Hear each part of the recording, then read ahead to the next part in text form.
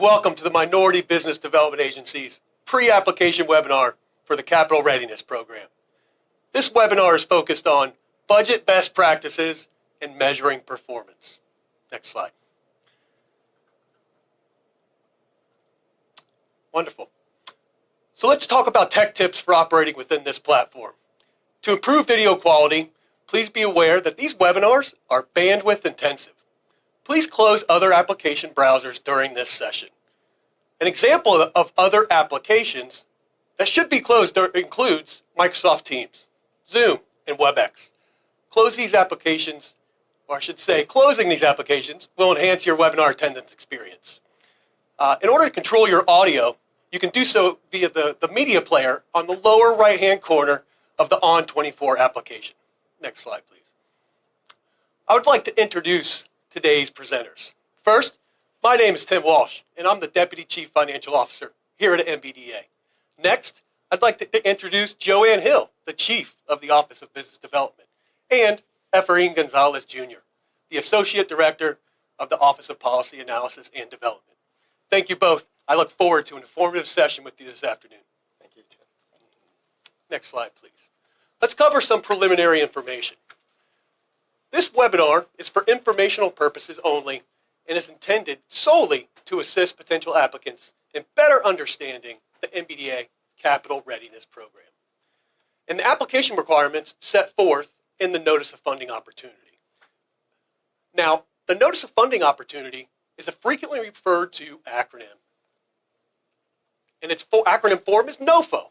You'll hear it often over the next hour. The information in this webinar does not and is not intended to supersede, modify, or otherwise alter applicable statutory or regulatory requirements or the specific application requirements set forth in the NOFO. In all cases, applicable statutory and regulatory mandates and the requirements set forth in a NOFO shall prevail over any inconsistencies presented in this webinar. This is a funding competition for technical assistance providers to provide services under the MBDA Capital Readiness Program. This competition is not for individual entrepreneurs or small business owners to use funds to grow their own businesses. If you are an entrepreneur or a small business owner who needs help, please visit mbda.gov to explore what current MBDA programs may fit your needs. Next slide, please. All right, let's cover some protocols. Please add all questions to the questions box and click Submit. Once you hit Submit, you will not be able to see your question until it is answered. Please know that there are thousands of people on this event, and we will try to answer as many of the questions asked during the webinar. Lastly, if your question is unanswered at the end of the event, please know that we are looking at all the submissions, and on the back end, MBDA is in the process of updating its FAQs. We are hoping to publish an updated FAQ document next week. Next slide, please. Okay, let's talk about previous webinar recordings. This is the third and final pre-application webinar for the Capital Readiness Program competition. As a reminder, our previous two webinars are listed on our website, mbda.gov. A recording of this session will also be posted soon. Next slide, please. I'm going to briefly revisit the key dates and Capital Readiness Program definitions. Next slide. Okay, let's focus on these key dates, folks. Please take special note of the deadline to submit an application for the Capital Readiness Program, and it's February 28th, 2023 at 11:59 p.m. Eastern Standard Time. We cannot accept applications after that timestamp. Next, let's talk about the email of intent. Emails of intent are completely voluntary. If you intend to submit an email of intent, we need to receive it by January 31st, 2023 by 5 p.m. Eastern Standard Time. We thank you to those who have already submitted. You probably haven't gotten an email confirmation due to the sheer volume of emails we have received. But rest assured, we have received your emails, so thank you. Next slide, please. All right, so what is the Capital Readiness Program? This program is designed to help close the entrepreneurship gap between socially and economically disadvantaged individuals and non-SETI. There's another acronym for you, SETI, or socially and economically disadvantaged individuals, will be referred to throughout the duration of our time together this afternoon. SETI is defined in the NOFO, and it's critical that you review that definition carefully. You can also refer to our last webinar for more discussion on this topic. The program seeks applications from qualified organizations that have the expertise to provide technical assistance for entrepreneurs starting or scaling their businesses who are seeking various forms of capital. Now, this competition seeks applicants from, or should say, applicants that help SETI entrepreneurs build capacity, attract and provide access to capital opportunities, and attract and provide access to network. The services provided through MBDA's Capital Readiness Program are intended to serve entrepreneurs and businesses that are applying to the Department of Treasury's State Small Business Credit Initiative or other government programs that support small businesses.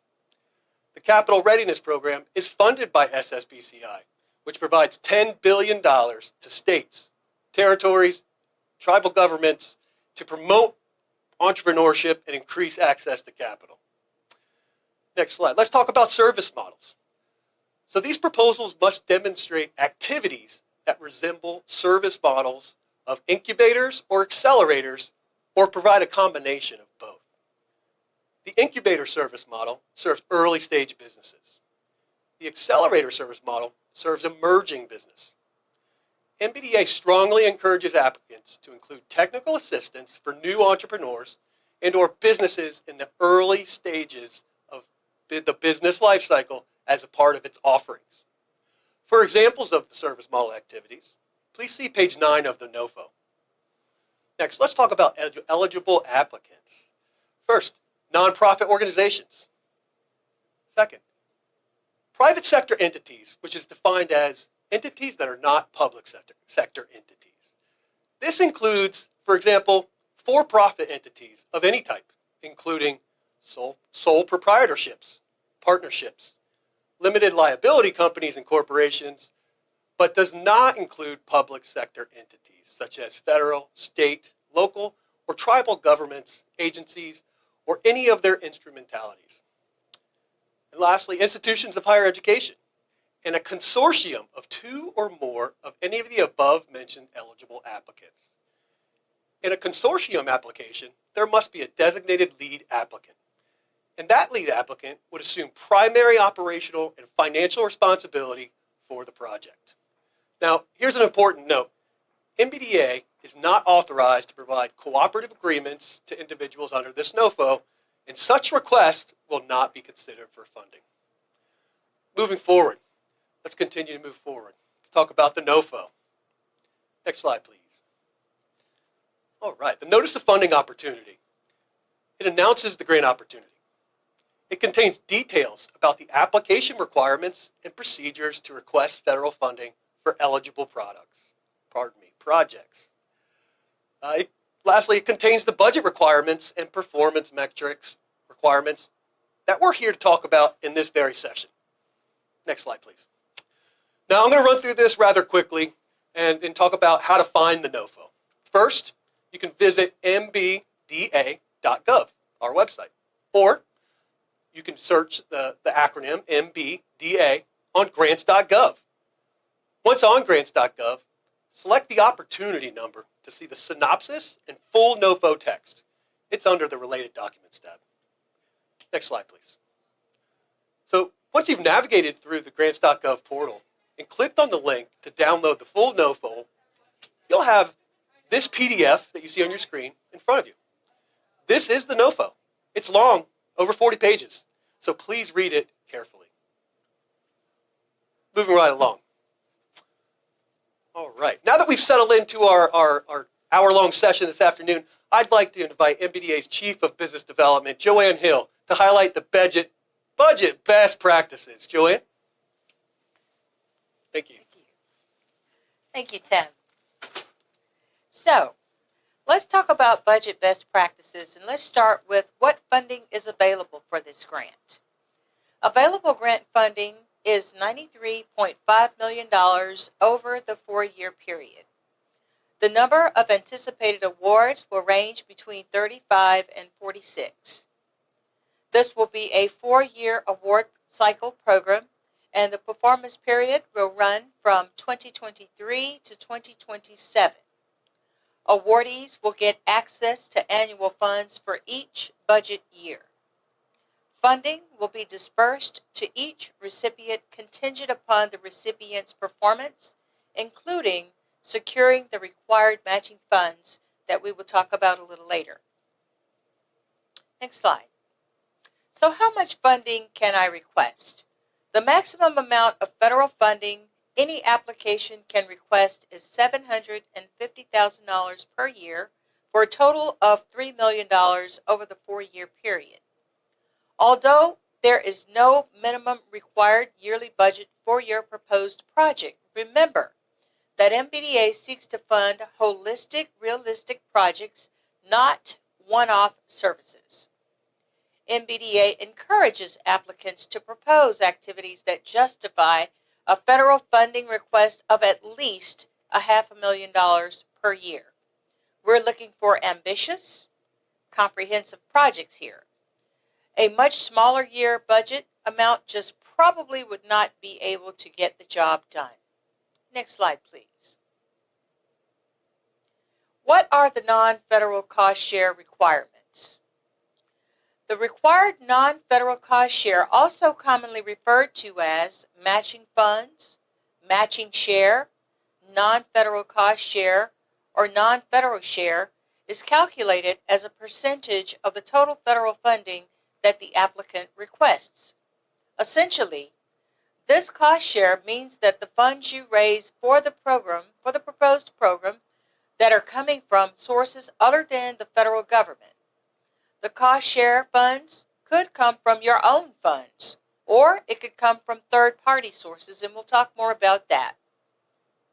The required amount of the cost share match is calculated as a percentage of the total amount of MBDA funding you request in your application.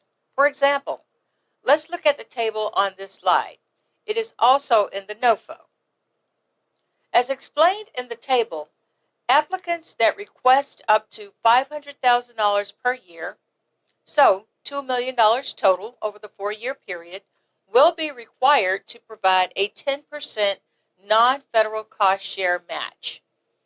Applicants requesting more than $500,000 per year, up to $625,000 per year, will be required to provide a 15% non-federal cost share match. And lastly, applicants requesting more than $625,000 up to $750,000 per year will be required to provide a 25% non-federal cost share match.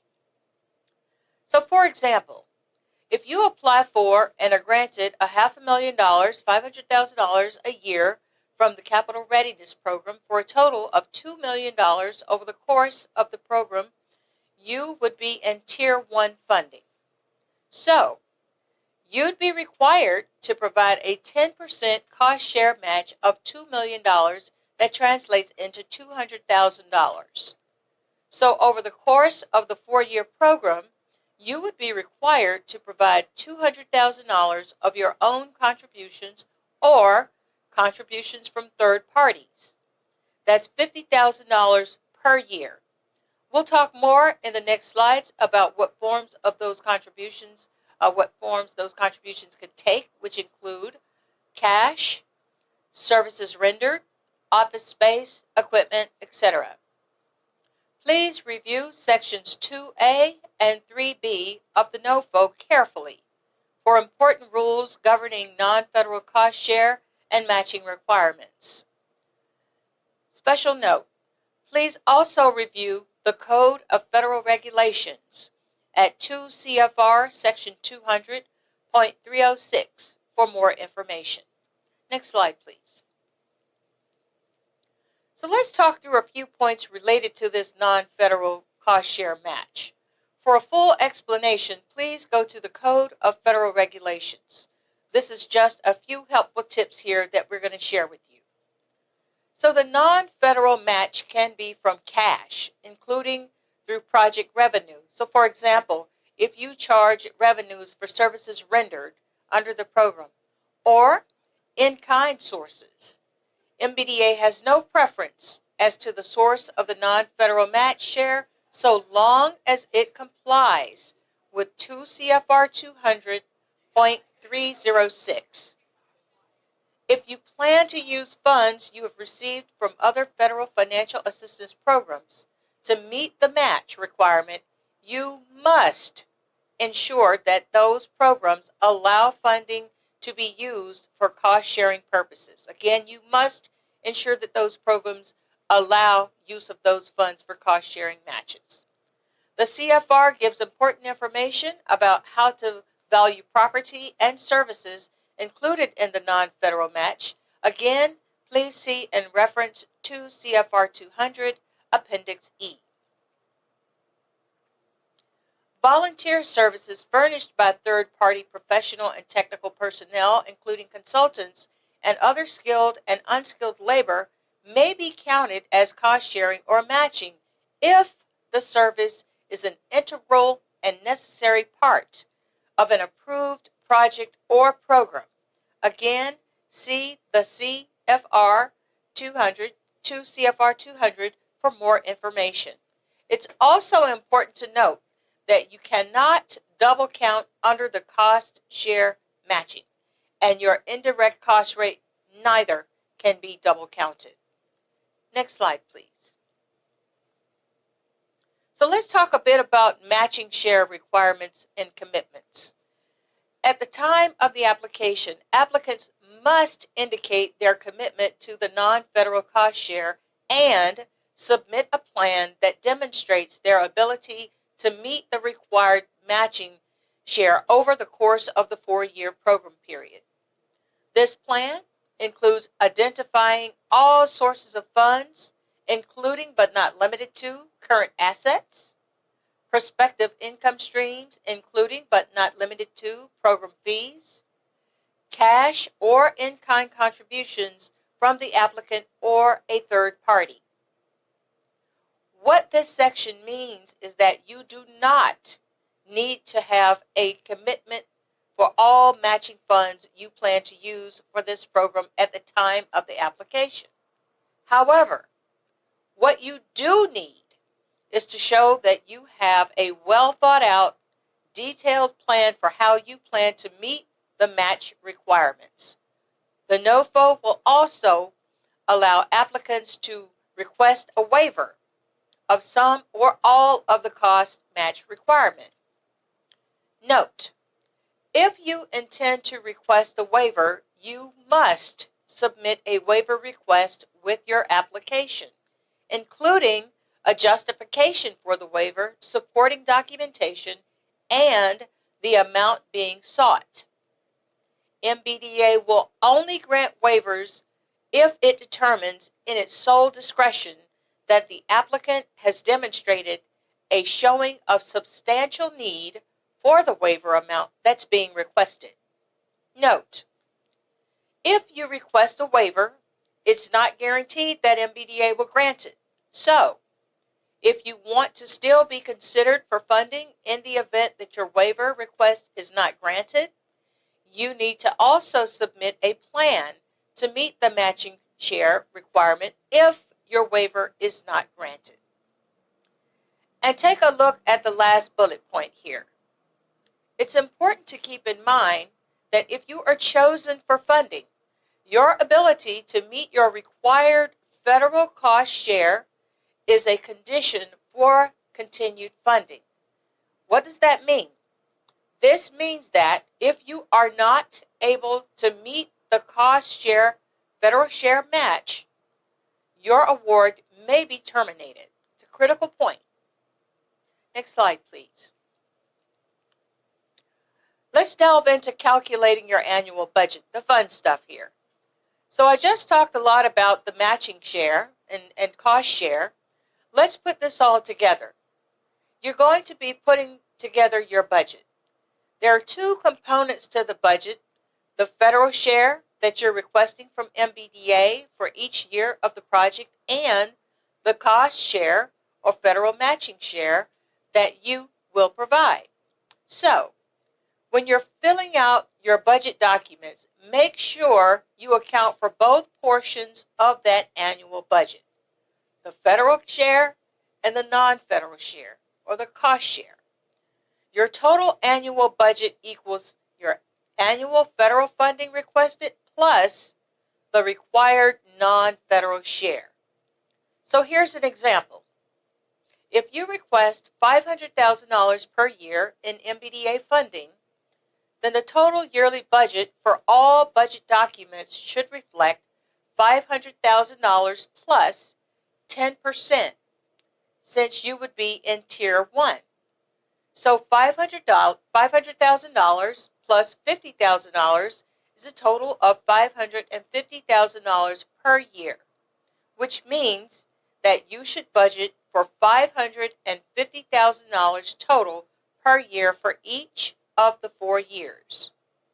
But don't forget to differentiate in your budget documents between federal and non-federal. And we'll talk more about that when we talk about forms. Next slide, please. So what is the project award period? MBDA expects to issue awards for a total term of 4 years. We expect the project start date to be July 1st of 2023. That would mean that each budget year would start in July and run through June 30th of the following year. The final budget year would be July 1, 2026 to June 30th, 2027. Next slide, please. So, what is the funding instrument for this award, you might ask? The funding instrument for this capital readiness program will be through a cooperative agreement.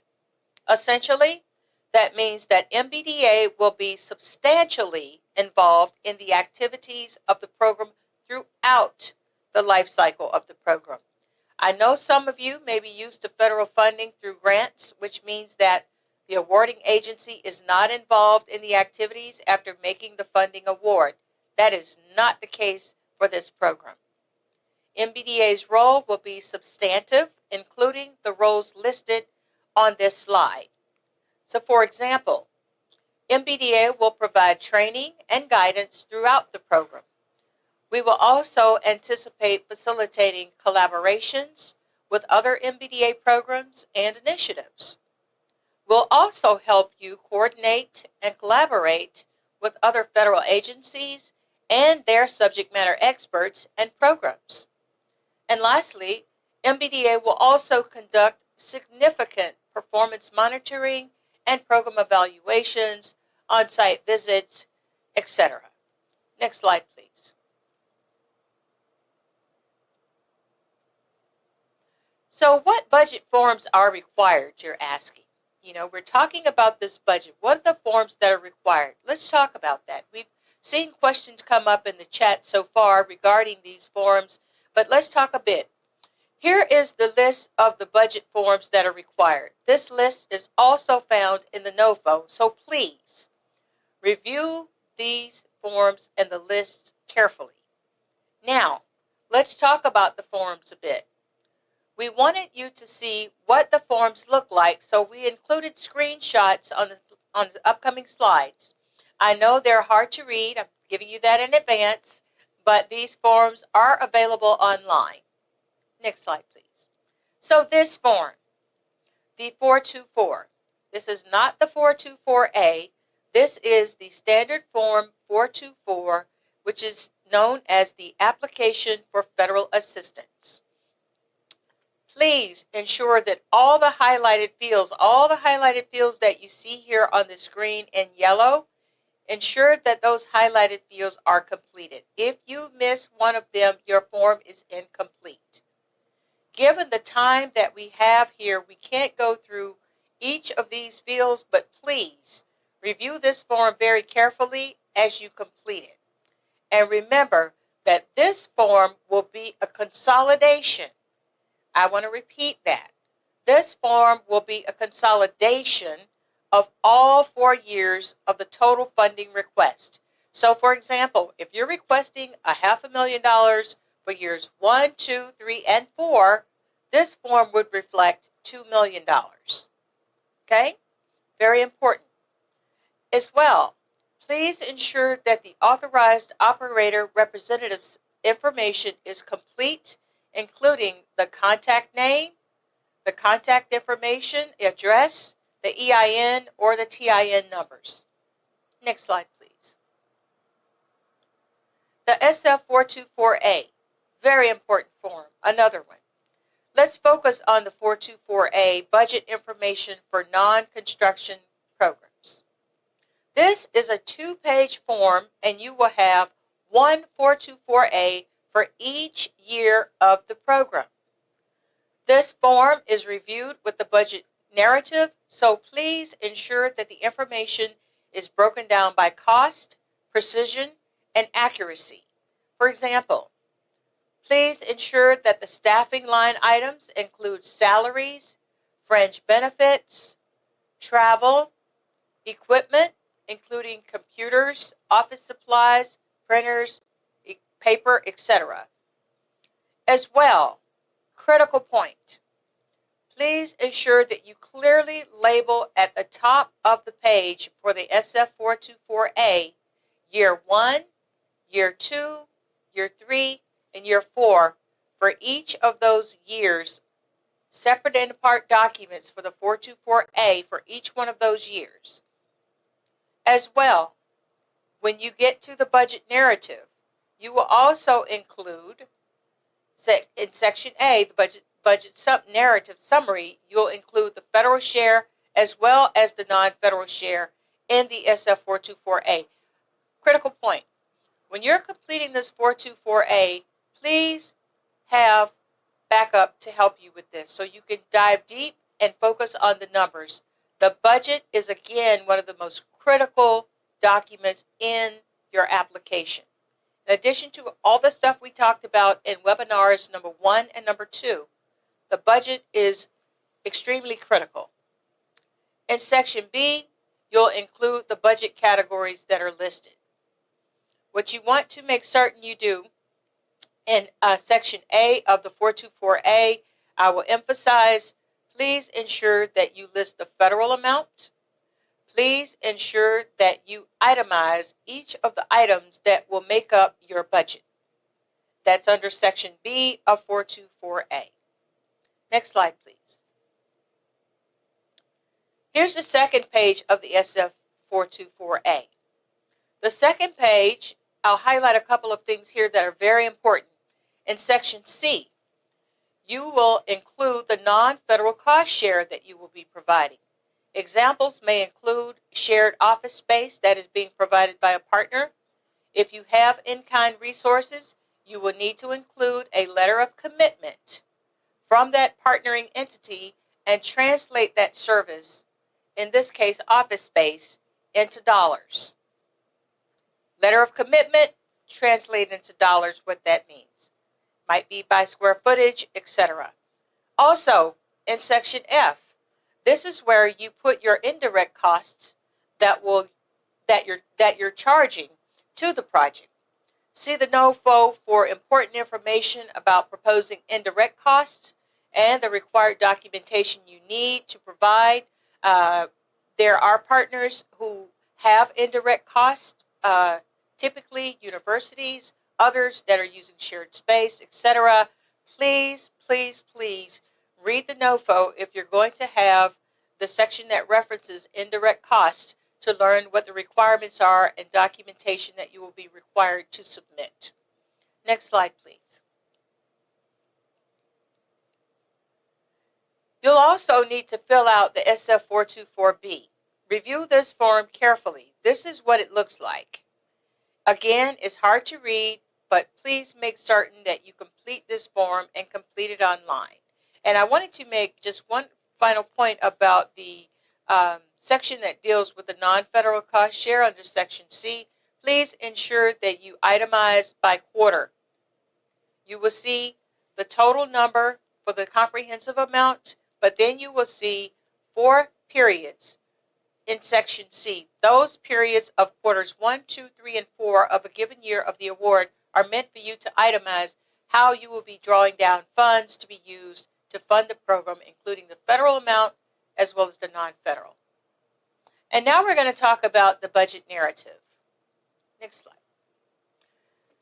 So one of the most important documents in your entire application is the budget narrative. This is not a standard form. We've talked about the SF-424, we've talked about the 424A, but the budget narrative is a form that you will create yourself. Please ensure that you have a budget narrative that covers all 4 years. The budget narrative should clearly be labeled at the top of the page and aligned with years 1, 2, 3, and 4 of your SF-424A. So when you're completing your budget narrative, that budget narrative should mirror the itemization of items that you have in your 424A and be explained in that budget narrative. It is very important that the SF-424As and the budget narratives are aligned and in sync. Please be mindful of this and have a backup pair of eyes to support you as a best practice. Next slide, please. So what should be included in your budget? Each proposed budget line item needs to be allowable, reasonable, and allocable. So what exactly does this mean? Let's take a few moments to discuss. Again, these are shorthand tips and tricks to help you understand these concepts. These are not intended to be complete and full definitions. So, again, please review the Code of Federal Regulations at the citations on the slide for the full picture. Allowable.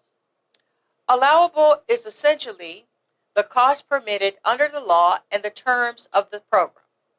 Make sure you review the NOFO carefully for examples of costs that are not permitted. One example is construction costs. Another example is taking an equity stake in a company using program funds. Might sound like a no-brainer, but we have to tell you. Reasonable. Is the nature and amount of the proposed cost reasonable? Keep in mind whether a reasonable person would incur the cost in the same circumstances after appropriate market research. So, for example, if for required travel, a first-class plane ticket is probably not going to be reasonable under the circumstances. But an economy class ticket, of course, would be reasonable. Right? First class? No. Economy? Yes. Allocable is the cost for the benefit of the program. Keep in mind the 3-part test in the Code of Federal Regulations. Also keep in mind that you can allocate a portion of a cost to the project. Next slide, please. Required travel costs. So here is one of the areas that we actually dictate what line items you must have per year in your budget. The NOFO requires travel to the National Capital Readiness Program implementation meeting in Washington, D.C. during the first year of the program. This is a one-time trip. The NOFO also requires travel to 2 additional events for all 4 years. MBDA's Minority Enterprise Development Week Conference, also referred to as MedWeek, and MBDA's National Training Conference for all of its programs. Review the NOFO for budgeting estimates and required per diem rates. So, a few tips. Here are a bunch of good tips for you to keep in mind. These slides are available online, so I won't read through them all, but I'll highlight a few.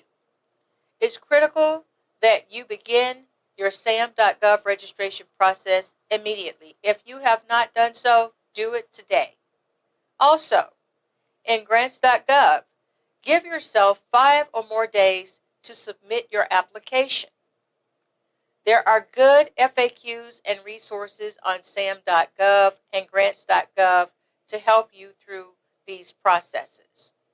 Ensure the budget narrative includes all 4 years of the program and make certain that your costs are reasonable, allowable, and allocable. Next, I'd like to transition the program to my colleague, Efrain Gonzalez, to talk about measuring success and performance. Thanks, Joanne. Well, ladies and gentlemen, we're right around the corner in terms of wrapping up our session for today. And for me, this gives me a lot of joy and pleasure in talking to you about measuring success and performance. So, ladies and gentlemen, let's go ahead and get started, shall we? Let's talk about this, what performance means, what measures means for this particular program. For this section, as we talk about the performance measures that are and the definitions of the measures, tips regarding understanding performance measures, the principles, and of course, more general tips. Let's go to the next slide. Let's get into the goals and performance measures, shall we? In last week's webinar, we talked about the merit evaluation criteria that will score your proposed numerical goals for your project. As we discussed, while MBDA set required categories for performance, such as specific measures, MBDA did not specify the specific numerical goals. We are relying on your expertise and knowledge of your communities that you serve to set your own outcome numbers. Remember to review Appendix B of the NOFO for important information about the required performance measures and their categories. The NOFO requires applicants to propose specific numerical goals in their respective applications. The goals for each measure must be set on an annual basis, or in other words, for each year of the project. You will see that there are 7 total required performance measures. 6 are mandatory measures, and at least 1 measure you, the applicant, will provide to MBDA. The measures are the number of SETI entrepreneurs enrolled in the project, the number of SETI entrepreneurs that graduate from the project, the number of networking events held, the number of SETI entrepreneur or SETI-owned business pitches to capital providers, the number of SETI-owned businesses formed or scaled, total amount of capital raised, including equity investments, debt, and grants, and at least 1 applicant-defined measure under the other performance measure. Let's go to the next slide. We've said this before in our prior webinar. MBDA is a performance-based organization. We want you to understand our evidence-based approach and encourage you to apply it as you're determining how to propose ambitious but realistic metrics and how to propose the required measures that are defined by you, the applicant. We look at program logic modeling to help us better understand the alignment between resources, activities, outputs, and outcomes.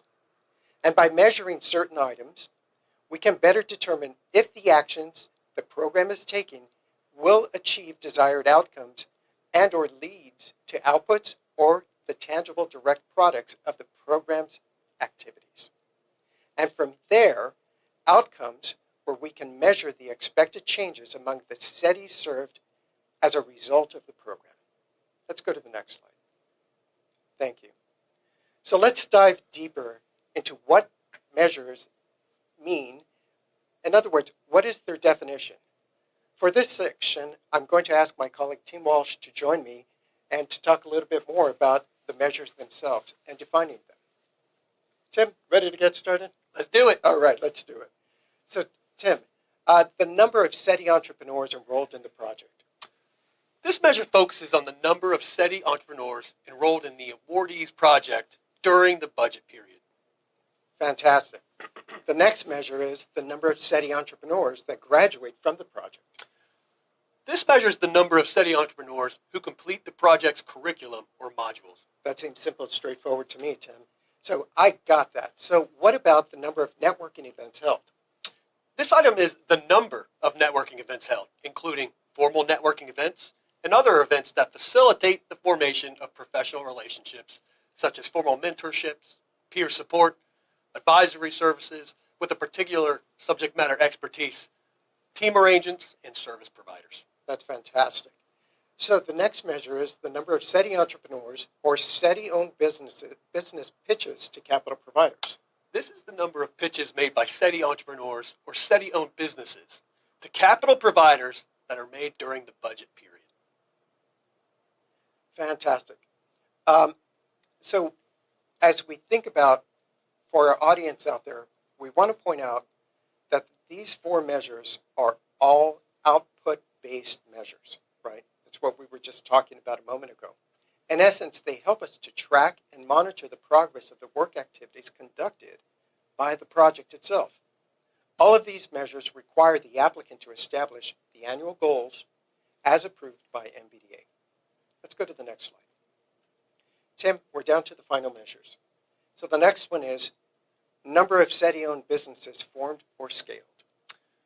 Yes, the number of businesses formed includes a new company that is formed to provide a product or service. The number of companies scaled includes, but it's not limited to, companies that increase their capacity to produce more products, serve more clients, expand services, increase revenues, increase profits, create more jobs, or launch a significant new product or service.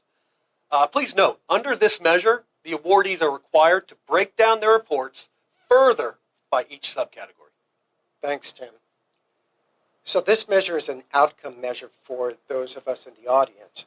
It's an outcome measure for MBDA because it addresses the changes we're trying to implement. You may recall, for those of us that have read the NOFO, that at the very beginning, under the program priorities, we stated to help unleash a new era of business growth, hiring, and wealth. This is the spirit of entrepreneurship, where every individual with the desire and drive to build business could have the opportunity to do so. Now, let's look at the total amount of capital raised, including equity investments, debt, and grants.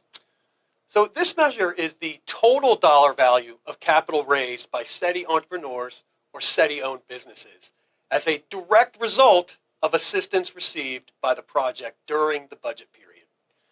Now, similar to our prior measure, awardees will be required to break down their reports by line item, and that includes equity, investments, debt and grants, as well as source of capital such as SSBCI or other public or private sources.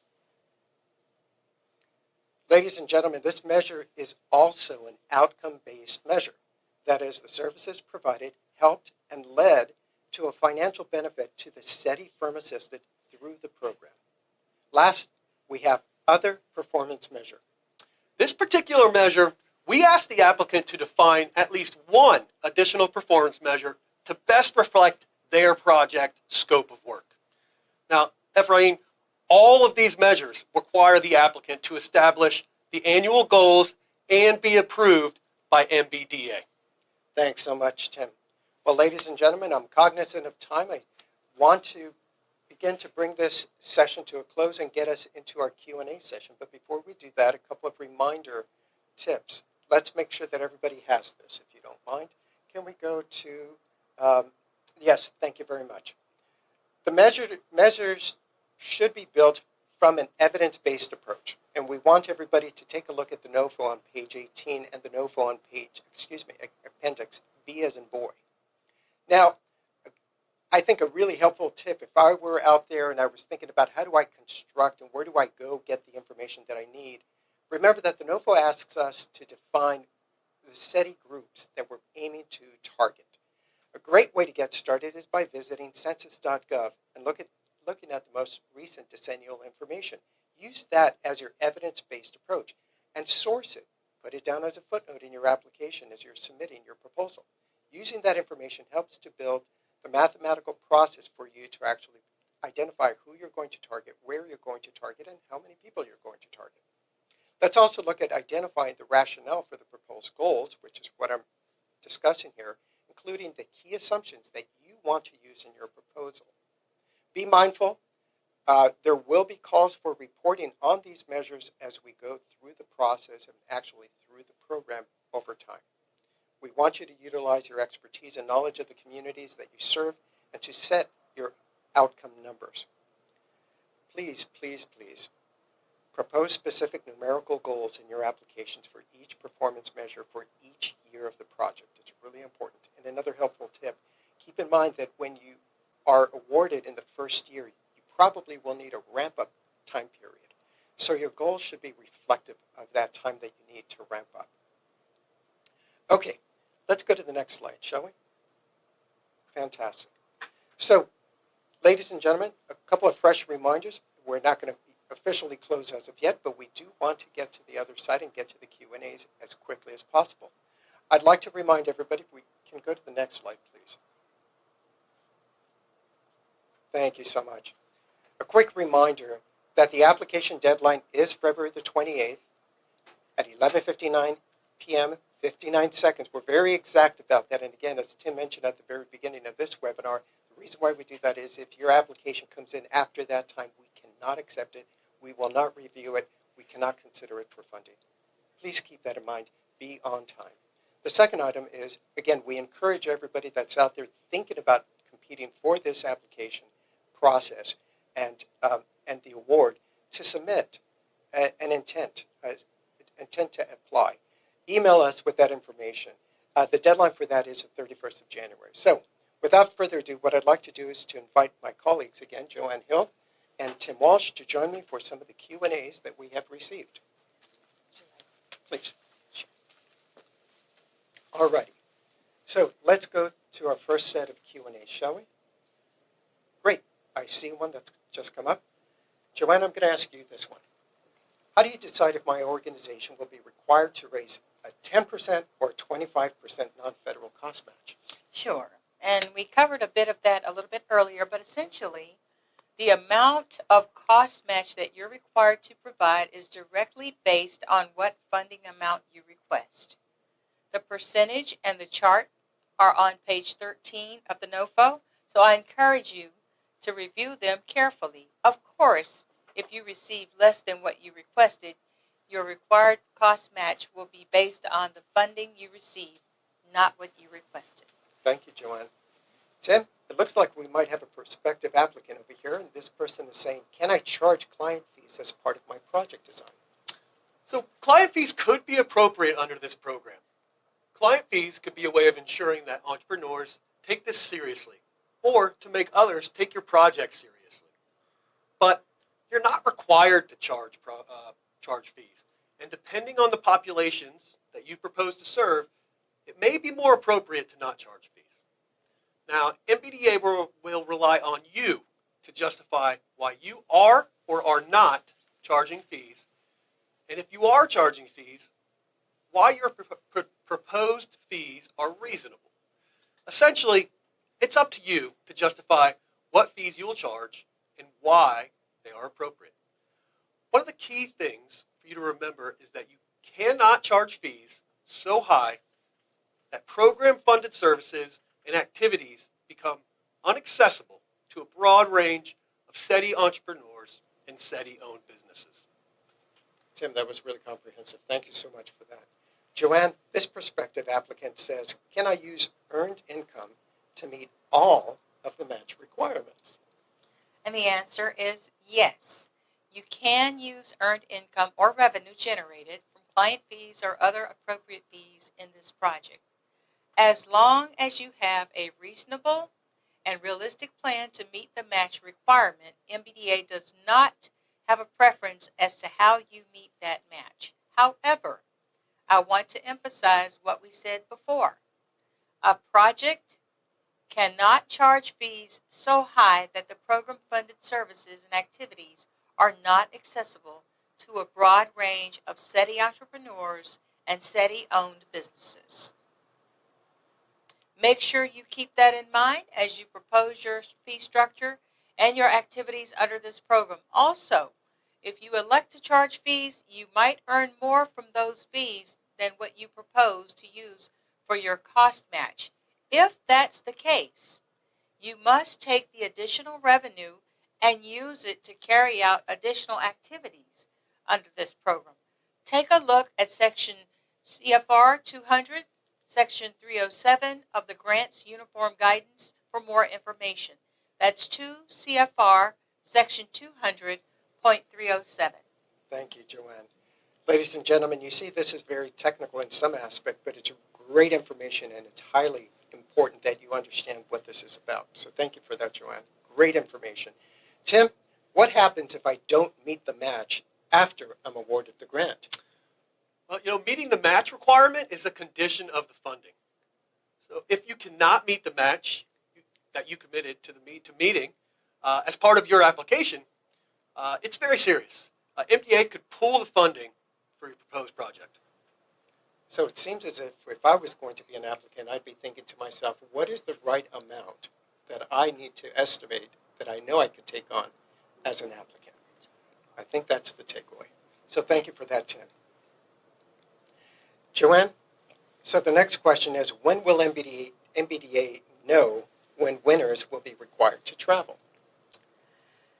That's in the NOFO. We walk the line between acknowledging that having everyone in person can be very helpful, and also acknowledging that in this new hybrid world that we live in, we can accomplish a lot remotely.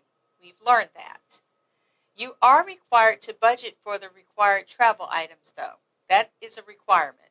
But MBDA may decide in the future that applicants can attend specific events virtually.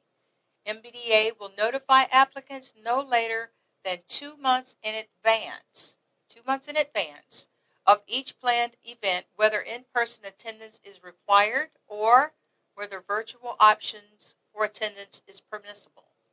If virtual attendance is permissible, applicants will be allowed to reallocate the associated travel budget items to other line items within their budgets. Very good. Thank you for that. Tim, good question here. I've never applied for a federal grant before. Can I get help or resources to fill out these forms? As we discussed at the beginning of this webinar, to ensure competition fairness, MBDA cannot opine on or provide individualized information to any applicant. Now, we need to make sure that everyone receives the same opportunity to compete for these funds. But grants.gov and sam.gov have a wealth of resources for new applicants.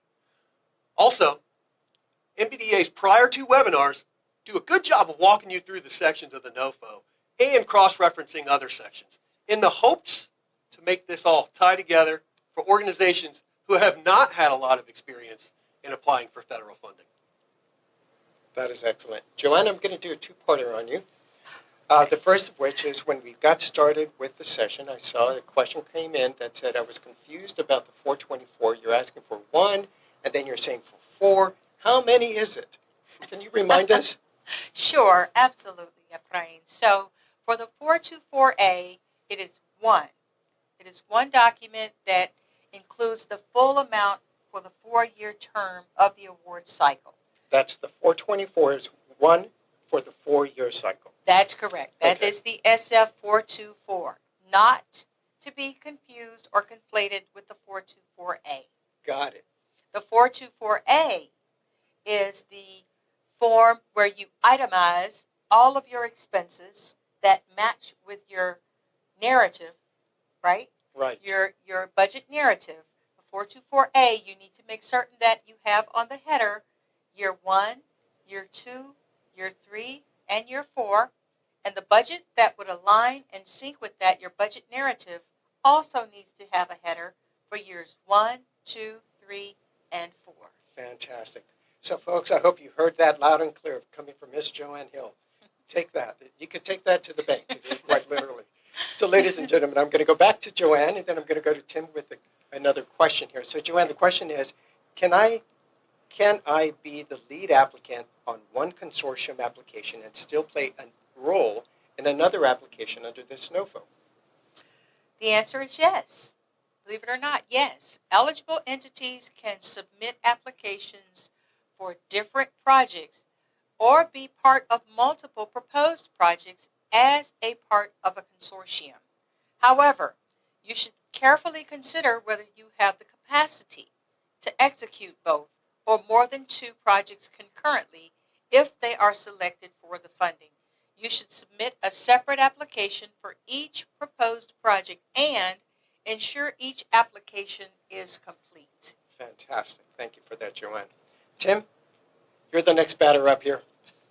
Is there a minimum or maximum number of businesses that we need to provide support to? Ask a direct question, get a direct answer. No. There is no minimum or maximum, for that matter, number of businesses. So you, the applicant, are the expert in your community.